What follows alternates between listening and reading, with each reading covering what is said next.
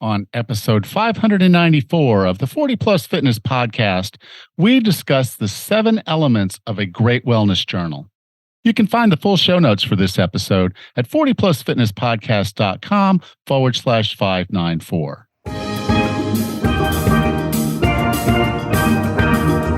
Have you decided you're ready to make a change? To reclaim your health and fitness? The 40 Plus Fitness Podcast is here for you.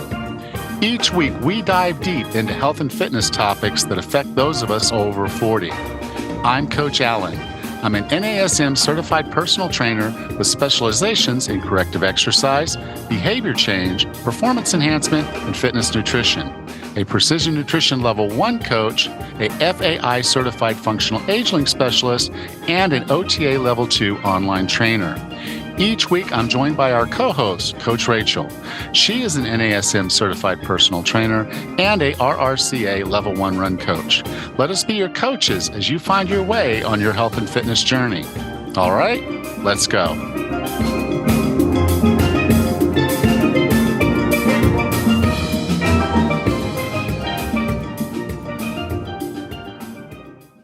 Do you feel like you're stuck in a cycle of losing and gaining the same weight over and over again? About 12 weeks ago, I started a group through the Shed the Fat Challenge. Maybe you've heard me talk about it, or you've seen something I've written about it, and you decided you can do this on your own. How did that work out for you? Over the past 12 weeks, I've been providing several people over 40 with custom nutrition and fitness guidance. I've been supporting them as they work to find a sustainable way to lose weight and keep it off. And I've held them accountable. The results have been phenomenal. Everybody is losing weight and getting more fit. They're building a sustainable lifestyle that will serve them for the rest of their lives. Michelle decided to return to the workforce, having retired not long ago. She dreaded putting on her work clothes for the interview, but her efforts during the challenge gave her a fantastic surprise. The clothes fit great. Going into the job interview, she was full of confidence and she got the job. Dave has lost over 18 pounds and is performing at his best. He recently completed a 100-mile bike ride with his friends, which was his personal best, and he wasn't wrecked doing it. Angie lost weight even though her work hours made it impossible to work out. Now that work has settled down, she's in the gym and she's loving it. The Shed the Fat Challenge is not just about losing weight. It's about gaining confidence, improving your health, and feeling great about yourself. With this program, you'll have the tools you need to make it happen. Email me, coach@40plusfitness.com, and let me know you're interested in the next round of the 12-week Shed the Fat Challenge. I'm starting it up soon, and there are limited slots available. Let's do this together. Email me at coach@40plusfitness.com. Hey, Raz. Hey, Alan. How are you today? I'm doing better. I had a cold for a few days, and so I was down, but I'm back, and I'm doing well. Good. Just, catching up. Glad you're feeling better. How are things up there? Good. Would you be surprised if I said I found a new run club to join? How many days in a week are there? How many run clubs are? Not enough, pretty much. And actually, it's not my fault. It's Mike's fault. My husband Mike's fault. One of the ladies in our local running club in the city that we live down in Middleville, she works at a brewery up near Grand Rapids, and she said she's been looking to start up again. They used to have a run club, and my husband said, "Wait, you don't have a run club? We should run there." So we took a field trip up there and ran a loop with a bunch of friends, and everybody loved it. And so our local brewery called Railtown Brewery has started up their run club, and we will be there tonight, as a matter of fact. So you'll do that run club and then drive down and do that run club. Yep, we're hitting them all. It's like shuttling kids to soccer practice. Exactly. This is exactly it. Yeah. Well, I do have a couple of things to talk about. I got a message from a guy, and he was looking at the retreat that I'd had scheduled that was actually supposed to happen a couple weeks ago that would cancel because there really wasn't any interest. And people were telling me it was just the timing was bad, or this and that. So I am going to try one more time to have this retreat here in Bocas And Awesome. so I'm looking at right now August 28th, and that'll run through September 1st. Because it's low season here in Bocas, I will be able to lower the price, particularly for the VIPs that are staying at Mhm. Lula, and you'll be able to get cheaper airfare, cheaper flights, I mean, cheaper rooms. All of it'll cost less this time of year. So I'm pretty excited to be trying to do that and see if that happens. But I'm Nice. just going to try it. And, this episode is supposed to go live kind of in the middle of June. But go ahead and message me or go to the page 40plusfitness.com/retreat and sign up. If I don't have Awesome. signups by about the first or second week of July, I'm going to pull the plug again because I Mhm. can't put money into something that's not going to happen. Mhm. So you can be interested or you can actually sign up. Two different things. So don't just tell me you're interested. Go ahead and go to this page, 40plusfitness.com/retreat, and go ahead and sign up. And if I get some signups, then we'll have this thing. I was pretty excited about it before, and then it kind of fizzled out and didn't happen. I'm hoping Mhm. this one will. Sure. So please do go check that out.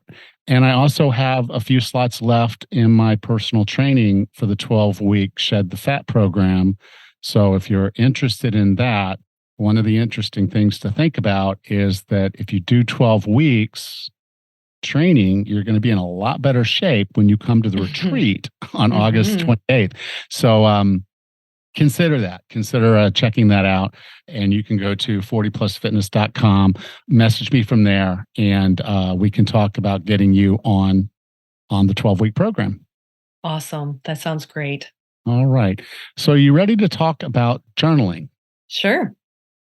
You've probably heard me say more than once that you need to journal or that journaling is a good tool. A lot of my guests have said journaling is a great tool for wellness, weight loss, fitness, health, all the way across the board. A journal can be a great tool to help you on your journey.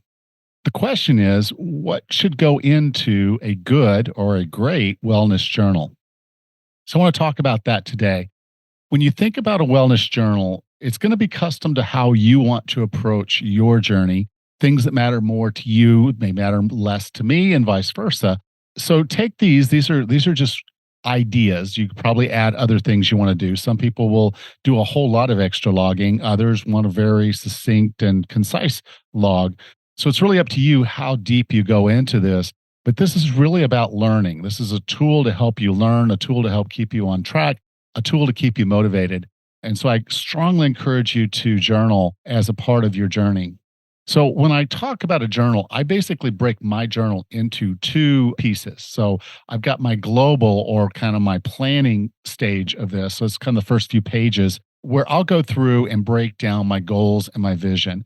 And I usually look at these in a short term, medium term, long term kind of cycle. So my short term will be like the next 30 days. So what are some things that I want to accomplish in the next 30 days that lead me toward my vision? And then what are some things that I expect that I'll do in the next 6 months? Again, focused on my goals and my vision. And then the 3 to 5 years, which is usually a little bit more aligned with just what my vision is, what I want to look and feel like, how I want to be moving, what I want to be able to do. So I break that down into those three phases: the short term, medium term, and long term.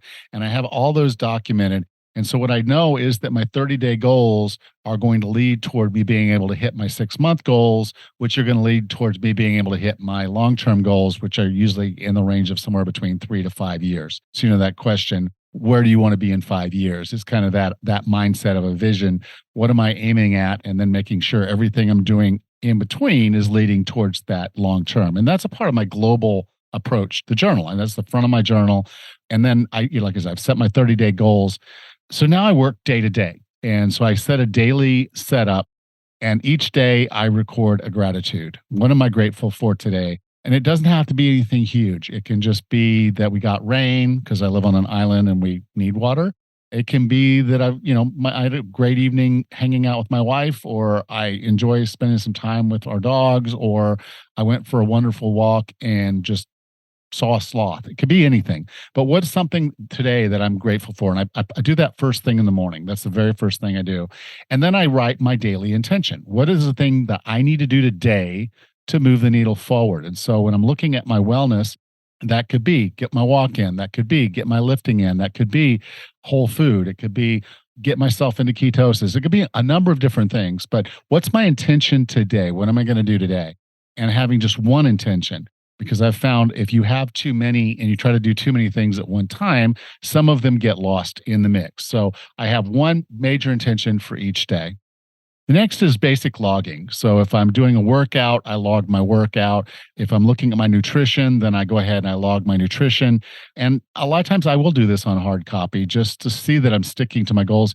If I need more detail, like I need my macros or I need my calories, I typically will key that into an app like my Fitness Pal. But I may also record some of the results in my journal just to see how I ate today, what I ate today. And then what I do is I kind of look at how today went. And so I say, okay, based on my logging, how am I feeling? What's my energy level? Based on how I ate yesterday, what do I feel today? And I kind of get an idea. Like maybe I'm doing a really good job on my lifts, and so I'm lifting more weight. I want to tie that together with, okay, I've been consistent with my lifting for this month, and therefore my strength is going up pretty well on these particular exercises.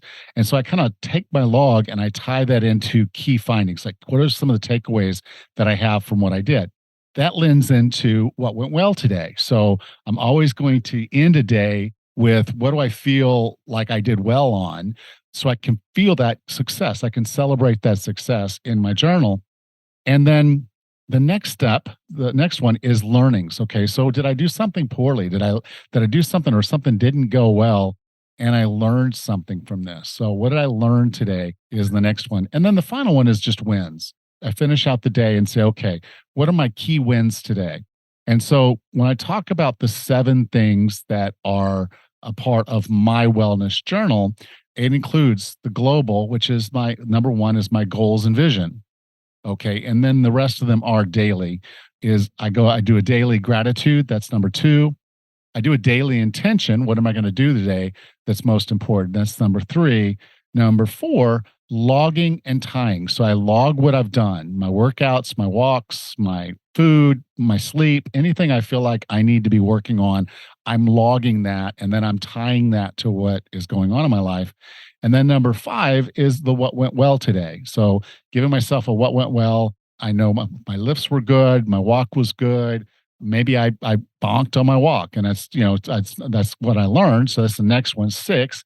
What are things that didn't go well today? But I don't look at it from the perspective of didn't go well. It's like, what did I learn? And I learned, okay, maybe if I'm going to do a 15-mile walk, I should actually eat something before that walk because I could bonk. It might be that I'm starting to feel a little bit of stress on one of my joints, and I might want to ratchet down on that particular lift. And so the things that I'm learning today, I want to carry forward. And then my wins.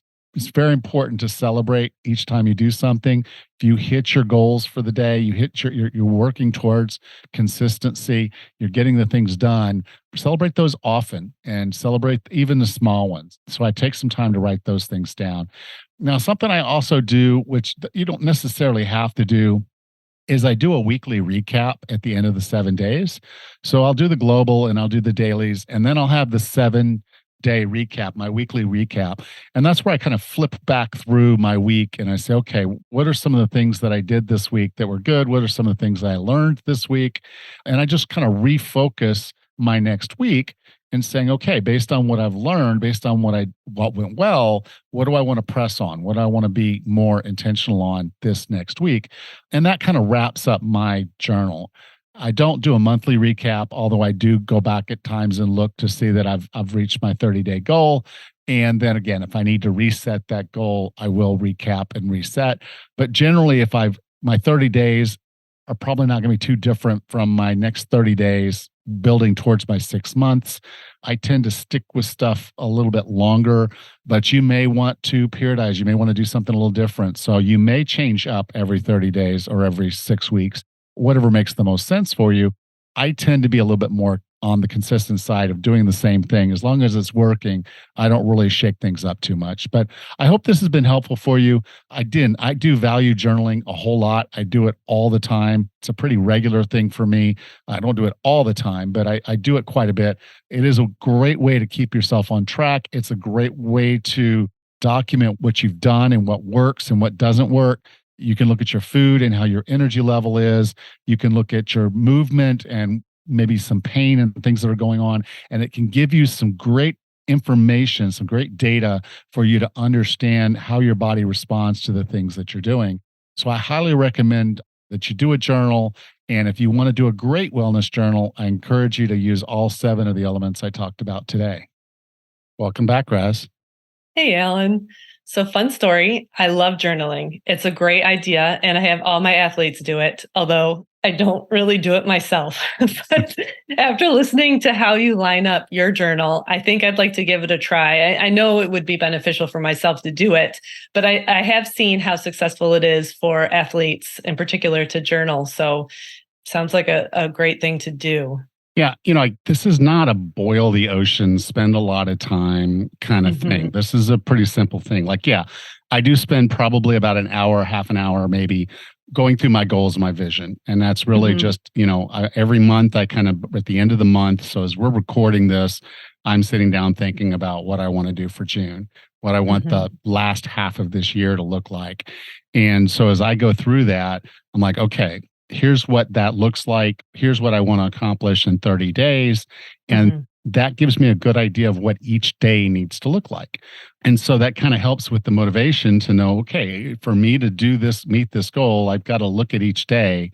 And this is the contribution that day makes to that goal. And then the only 2 things that I think are non-negotiable is the first one is the gratitude. And the reason for that is if you express gratitude, you cut through stress, you cut through all the down talk, all the negative self-talk, all that stuff goes away. Even if it's just for an instant, when you're in a state of gratitude, you just set yourself up to be in a really good mindset. And so it's like, and it doesn't have to be big. It can be, just the morning you woke up, your dog was sitting there and looked up at you and you got down on the floor and petted him and you just felt that connection with him all over again. He's excited and happy to be in your life and you're happy to have him in your life. And so that's you write that gratitude down. And for that instant, your stress is gone. For that instant, all the negative self-talk is gone. And then you use that instant to set an intention for that day. And the intention can be something as simple as knowing, okay, this is going to be an extremely busy day. I've got all these client meetings so it's really going to be hard for me to get a workout in, but I want to get something in. So it could be as simple as saying, I'm going to put in 5 to 10 minutes right before breakfast or right before my first call. I'm going to go for a walk. And then I know I've got to walk to my office is 5 minutes and I got to walk back after is 5 minutes. So it's 20 minutes of walking. And if that's all I can do, and I know that I'm not going to have time to cook dinner because I've only got a little block of time on my Mondays to eat dinner, then it might be good for me to pull something out of the freezer that I already had prepped from Sunday. So my intention is pull that out of the freezer and get in at that 20 minutes. And maybe it's broken the way I just tried to break it up, but I set my intention for that. That's my intention for the day is to do those things. I say usually one thing, occasionally, yes, I'll throw in a second one, but it's like, that's my intention.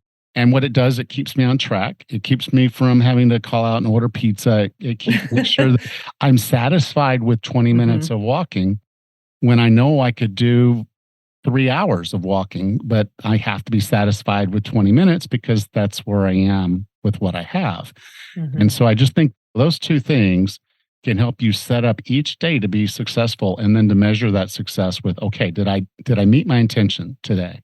Well, I love how you said right off the bat that you don't have to boil the ocean. And I think that's a lot of the problem that some people have with journaling is that like, well, what do I write down? What do I need to focus on? And people get all anxious about it.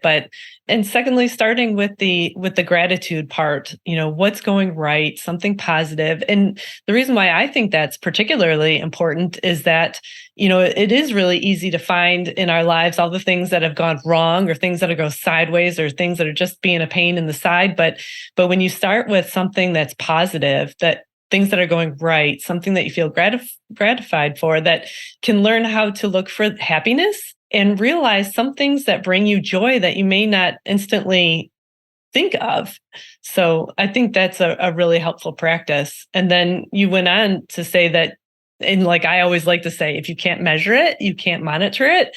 So if you're actually writing things down, what you ate that day and how you feel the next day, well, that could bring some really great insight. Right. Because most of us are here. We're here to make ourselves better. We're here to improve our health and fitness. And so data can drive decisions. And without the data, then you're winging it. And for a lot of people that works, I just keep doing more. And sometimes that works. But for a lot of people, if you're wanting to improve your performance or you're wanting to lose weight, you're wanting to, know that you're improving, you need to see it somewhere. So you talked about you keep data on your runs, but you're not really tying that back to, well, what is a bad performance day? What may have caused that I can stop doing? And so if you find yourself binge eating or, eating at midnight, waking up in the middle of the night and eating, or you're pulling into a drive-through that you didn't intend to pull into. Well, what was going on? What was going on and when that happened? Reading a book with a guy we'll talk about in probably a couple of weeks, and he has this thing for Krispy Kreme, and he was living in a city that didn't have them. But there was one a few miles south of where he lived on this certain highway. And every time he got on that highway, whether it was the intent was Krispy Kreme or not, his internal brain took him to that store. It was almost like automatic. He didn't want to stop. Even if he told himself he wasn't going to stop, he found himself in that parking lot. And so it was a question of him thinking through, why am I sitting where I'm sitting? Why am I doing what I'm doing? Why am I getting the results I'm getting? And he had to come to that self-awareness. And a journal is a great tool to take you through that process of learning what's going wrong and how you can prevent it, seeing what's going well. So not just thinking, I ruined everything with that one meal. And I can't tell you how many times I see that on social media of someone saying, I've destroyed 3 weeks worth of work in one day or one meal. And I'm like, but they feel that way. Yes. But when you actually sit there and say, well, what did I actually do? And what did I learn from it?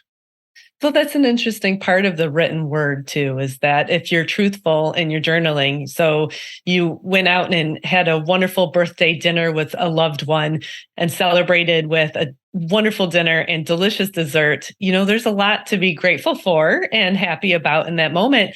And when you write that down in your journal, you can tell yourself that you did not just sabotage everything you've been working for. That was one meal. And then you could write down what you're going to do the next day. You're going to have your normal healthy breakfast and your normal healthy lunch and your normal healthy dinner, and you're back on track. Literally one meal is gone. You could be fine about having done that and move on to the next day. And maybe if you see it down in writing, you'll feel better about it. Yeah.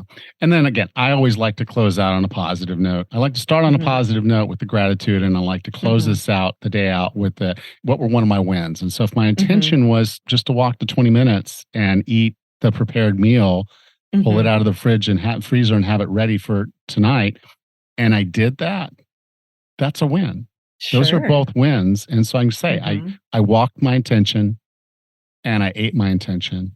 And I met my intention. That's awesome. That's the day. And so again, if I can stack more days like that on top of each other across those 30 days and those 6 months, I'm going to be where I want to be. That's awesome. Or really darn close. Oh, for sure. Now, when you have clients, Alan, do you have them do a journal or write anything in a journal? I've talked through it with them. I don't, I'm not a prescriptive coach. So, I can tell them, it's like, I think that there'd be a lot of value to you journaling. And I think a lot of them poo-poo the idea of, because it sounds like work, he's asking me to do work. Yeah. But, I do hold them accountable, and we do talk about these different tools, because what's going to work for me might not work for you. But, I'd strongly encourage most people. It's like, if you're trying to figure something out, you want to have a plan, you want to measure to it, and you want to learn from it. And so, the weight loss and fitness thing is a learning exercise. And, we talked about this before we came on air, it's important because we're not going to stay the same. We might know ourselves today, but tomorrow we might find ourselves in a whole different body, with a whole different set of circumstances. That is right. And if that were to happen, then we would need to relearn some things. We need to reapply and approach things from a different way. And so it's a consistent, as we age, growing, changing, evolving, and hopefully, evolving, like really getting better, because we learn these tricks, we learn these tools, we learn what works. And then we keep applying and we keep learning and we keep getting better. And if a journal is kind of the key tool, it is, to make that happen, because your inner dialogue is often going to tell you, oh, you had a horrible day, go eat some chocolate. And there you are eating chocolate at the end of the day, which was actually a really good day, except for one thing. And your whole internal dialogue focused on that one thing. You still got your 20 minutes in, you still did this, you just, okay, this went off the rails. And so now you're punishing yourself effectively for that. And that's that internal, I call the fat bastard doing that thing. And so you just keep pushing gratitude, intention, and learn. And that's the value of a journal, is it gives us a tool to do that. I love that. Plus the positivity, where how you start with a gratitude and end with a win. I think that's so helpful. I think we can be our own worst critics, but when we write something of gratitude and write down one of our wins, we can quickly change our critic into our best cheerleader. Yeah. Well, it's been great. I'll talk to you next week, Rachel. Take care, Alan. You too. Bye. Thank you. Bye-bye. Next time on the 40 Plus Fitness Podcast, we meet Dr. Tom Walters and discuss his book, Rehab Science: How to Overcome Pain and Heal from Injury. Until then, have a happy and healthy week.